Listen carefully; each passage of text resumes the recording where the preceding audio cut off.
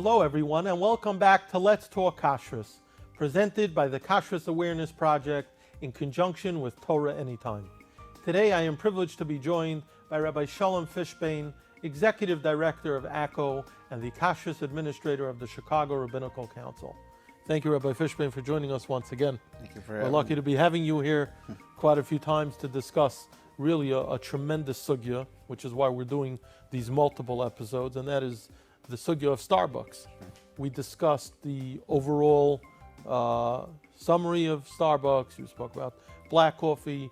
Last time you spoke about hot drinks, like lattes, cappuccinos, hot chocolate, and so on and so forth. Many people, though, go into Starbucks not to buy their hot drinks, but to buy cold drinks. Right. And, the layman might think, wait, what could be wrong with a cold drink? Right. You don't have blias issues, presumably. There's no yatsiledes issues and so on and so forth. It's all cold, right? Yeah, it's all cold. Yeah. Is that the case? And we've a while back we did a conversation about refreshers, right, which are cold drinks, and it was clear from our conversation that's not kosher. The bases of the drinks are not kosher. So let's talk about the coffee-related drinks like iced lattes, iced cappuccinos. I know from reviewing the CRC Starbucks list, there's something called a nitro coffee, Sure. which I'm not familiar with at all. Maybe you'll tell us what that is. All right. There's a unique drink called the iced Shaken Espresso, Very which good. also is beyond my pay grade. But I know there are so many of these complex drinks, and they're cold. Right. Could a from consumer buy any of this in a typical Starbucks? So in halacha, there's two ways that a blia is transferred. One is through heat over yatsiledes, which we define as at 120. And then there's something called kavush. Kavush means it's 24 hours, cold liquid in one container that can take on a blia also. And that's where you get into a problem with when you talk about Starbucks, because many of the items that are made, they can be made for days. They could be made and stored for up to 72 hours, some of the products. And those items are made in containers that have been washed hot with treif mamish. So it unfortunately is not so simple. And therefore, many of the cold items are indeed not shaila free. Again, b'diavad, maybe, I don't know, ask a Rav, but we're talking about what's shaila free. So something like a iced coffee. Iced coffee is basically taking hot coffee into these pitchers and letting it sit for quite some time. And these pitchers are washed with non-kosher, so that could be a problem. Something like a cold brew, although it's not, they're making it cold, but they are storing it in pitchers that are more than 24 hours. And again, those pitchers were also in the dishwasher or the sinks that cross-contaminated, and therefore it's not shaila free. Again, you could ask a Rav, but you definitely do have at least a shaila on the table, and therefore we do not recommend these items. What could one get in terms of ice? There is something called an iced latte. And the way they make it is they make the hot espresso in the cup that they're going to be giving you to take home, and then they add some ice in another cup. They mix it. Those, in my opinion, is okay, because you're not getting the shaila part of the heat and the kavush.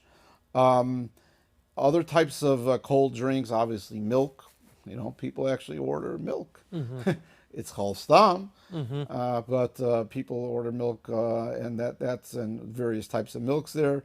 By the way, the cream, you need to always check for a hechsher, because cream, they can either make their own cream or they buy the creams. Creams is a sensitive item, way more than milk is. So that you want to make sure that it's kosher. As far as the other cold drinks, we mentioned the nitro coffee. Let's take that as an example. Right. What is nitro coffee, and does it present other concerns other than your different than your typical? It's basically your cold brew, but they add nitro. Imagine it's almost like a beer. It's like a beer keg, underneath, and it's like a fancy cold, but it's the same shiloh, the same shilohs that you have with cold brew, you would have with your nitro. But something maybe like an iced Americano. Remember earlier Yeah. we said an Americano is okay. An iced Americano is perfectly fine. So here you have an iced product, and it's an Americano, and they're just adding ice to it. So I see no issue in ordering an iced Americano. Okay, now looking back at this list here, we discussed the iced shaken espresso, which I mentioned before. What is that? and can one, is that problem free? A shaken espresso is like the newest drink that's everyone's getting. It's basically you take ice and flavor in a cup, a cold, and then they put an espresso shot into your cup. Again, verify that it's going into the cup that you're walking away with, Right. not into a shot glass. Right. And then they just shake it, and they get it all foamy by shaking, and charge more money for a shaken espresso, and voila. So if they make it the way I just described, and you're actually going to be watching them, there's no problem, because again, the hot part is being made in your cup that you're walking away with, and all the other stuff that you verified is kosher. You want to get it with a flavor. Can I see the flavor? Oh, it's kosher. So you should be okay with an iced shaken espresso, as long as the ingredients are kosher. Got it. Now, any other cold drinks that we didn't address? There's a new thing called oleato, which is it's basically, they have 3 varieties at the moment. That it's sort of it's olive oil. It's extra virgin olive oil into the coffee. I'm not sure who thought of that idea,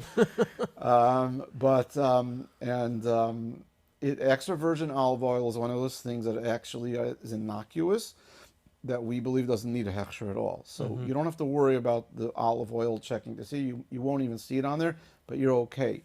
It's the various things that they're making with it.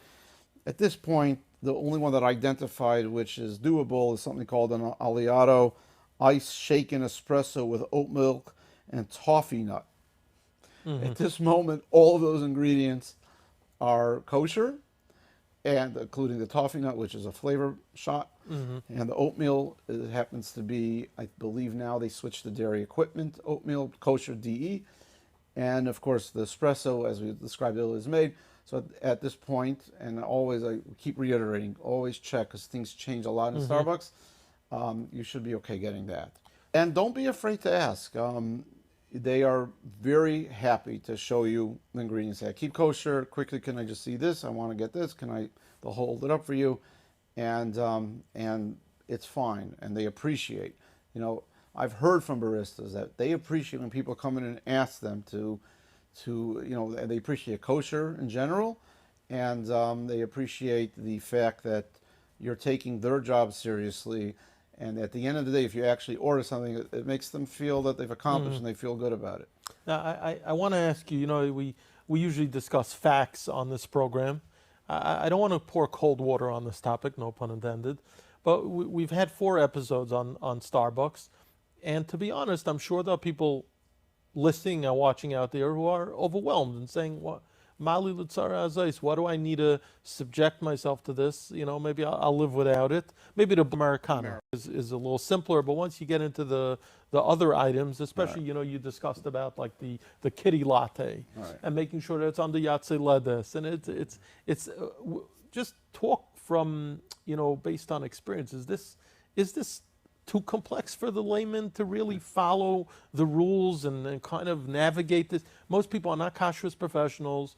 They want to eat kosher. They want to drink kosher. They want to enjoy their coffee as well, of course. But is this really realistic? That's really my question. You know what? I find the answer to that is location. Certainly in certain communities where there's an abundance of kosher, l'chatchila, with a hechsher, chol v'Yisrael places, it's hard to, there's plenty of options. Why get into a Lumdash first Seder Shtickle Torah of how you can drink this thing, right?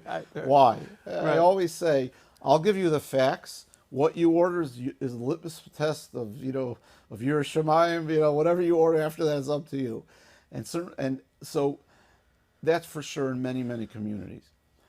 There are some communities in America and in the world that literally have no kosher places. The only place they can have a business meeting, the only place they can take their kiruv, they're doing kiruv, is to a Starbucks, especially when you're dealing with teenagers and you want to have a Motzei Shabbos get together and have, and Starbucks is very allowant to people coming in and sitting in shmooze. They appreciate, you see people sitting there for hours. Yeah. So it's a culture Starbucks does. And there is no choice. So the kitty latte, for example, is exactly for those types of communities that need it. So it's easy for us to say, first of all, who wants to pay that much for for a cup of coffee? And the more fancier the name, the more it costs. Who wants to do that? But there really is a world out there of people that are really trying to keep kosher. They want it to be shiloh free.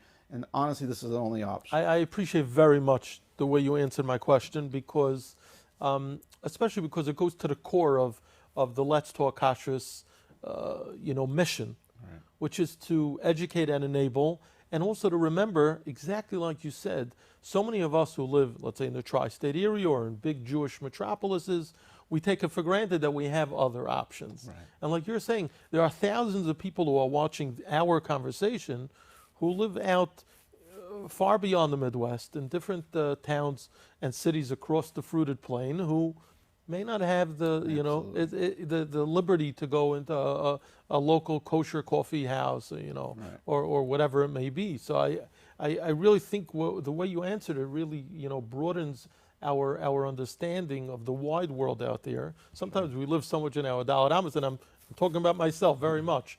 Right. As someone who lives in the tri-state, we take that for granted, and I think the reason why it's important also, because I'm sure there are sometimes there are cynics out there who might watch our 4 episodes now on Starbucks and say, why are you so magushim? Why are you so materialistic? Right, You need no. your coffee from this particular coffee shop.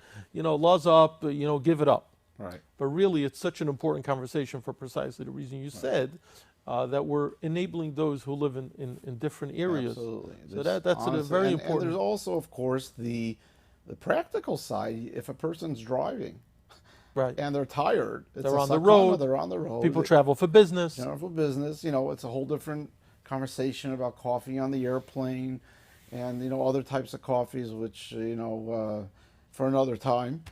Certainly on the airplane, there's plenty of shilas. Yeah. The way they wash their kalim in the dishwashers and at base and all of that. And people say, "Can I get a coffee on an airplane?" I'll say, "Are you the pilot? Because we need you to be caffeinated. Otherwise, it's not so simple." But there are many reasons why someone might need a coffee, a Starbucks coffee. And yes, there are other places that might be alternatives and whatnot, but very true, very true. It's not just about I need my Starbucks fix, and Right. there really is practical parts. And the truth is, people may have to watch these episodes more than once, because we've packed in a lot of information, and a lot of it is technical, and maybe people can't digest it in one sitting. One other question I wanted to ask you, I have in front of me the Chicago Rabbinical Council Guide to Starbucks Beverages for the month of Tammuz, Tafshin Pei Gimel, which is when we're having this conversation. If someone wants to get this guide, where could they access that? So we'll do is we'll make a list like this, which would be on our website. We also have it on our app. And the idea is that we usually give it a 1-year expiration, and then after a year we start all over. And sometimes it takes us so long, we actually have to take it down from what it's still ready. So there will be tkufas where you won't find anything because it takes so long to do the research and whatnot. But the answer to your question is CRC website, crckosher.org, or we have CRC apps, which are very popular. And that's the best place to get it from. So we've been talking a lot about the coffees at Starbucks, but one of the popular drinks there are cold teas, iced teas, and the like. Right. Some people, again, will think, oh, tea is innocuous. What could it be? Some tea bags. Right, Is that so- the case? Well, there's two things that have to happen to make iced tea acceptable. One is that the tea is actually kosher certified because it is a flavor tea. Okay. And believe it or not all of the Starbucks very popular teas are kosher. I mean, one of the research I've been trying to do is call a Rabbi Machshir that used to give a hechsher to that company, any chance this might be kosher, and I haven't gotten too far. So there are many of the popular, so you must ask to, if you want to get, a tea, to see the box. But much more importantly, the iced teas are made in a way, they're made hot, and they're hot brewed, double strength, or whatever it is, in these kalim that are washed in the dishwasher or in the hot sink with non-kosher kalim. So it's very much a problem. You can get a hot tea where they just take a tea bag once you've identified that it's kosher and put it in your cup and make it Of hot water. And if you want iced tea, have them add ice. And you walk away with iced tea. But the brewed iced tea is definitely not shiloh free. Okay. Any final comments on this important topic, just to wrap it up? Baruch Hashem, as you said, 4 solid packed episodes. Honestly, it was a tipa shebiyam. There are so many drinks. There are so many. I think the final comment is that, Rabbi Yisai, we all worry about Tumtum Halev. That's our job, to share ideas and share information to stay away from Tumtum Halev. Starbucks really is a non-kosher restaurant. We've given options, and all of us need to decide, is this something I want, something I don't want, where I'm holding. There are certain people that are, that keep kosher on Starbucks, but what's the ikar? Is it the Starbucks or the kosher? So it's completely up to our job is to give over the information, but if you can avoid shilohs, that's the best way to do it. That's really, everything starts. We daven every day for all sorts of things, and we learn. But if there's tumtum halev, if there's blockage of allowing ruchnius to enter, why need to? So there are some very good shiloh-free options in Starbucks, but don't assume, Starbucks, it's fine, everything's fine. It's completely not the case. Okay, well, thank you for sharing so much of your knowledge, and especially because it's knowledge based on extensive research. Yes. So we thank you for the months that go into this every single year. You've enlightened us in this regard, and we really appreciate, again, you coming in and sharing that with us. My pleasure. Thank you for having me.